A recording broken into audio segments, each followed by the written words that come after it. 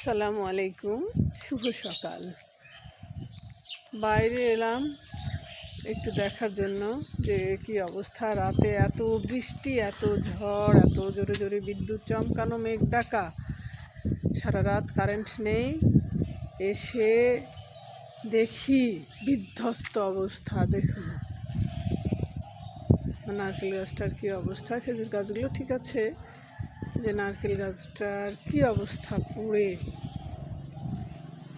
এই দিকে রাস্তা দেখুন, বাড়ির সাইডে যে রাস্তাটা, এটাতে পানি জমে গিয়েছে।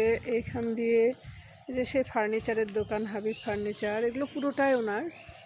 এই যে এখানে পানি জমে গিয়েছে, জানি না এখানে কিভাবে গাড়ি বের করবে এনারা। অলরেডি সকালবেলায়, সকাল না, এটা ভোরবেলাতে এসে কমপ্লেন জানিয়ে গেছেন যে যেভাবে হোক কিছু একটা ব্যবস্থা আপনারা করে দিবেন।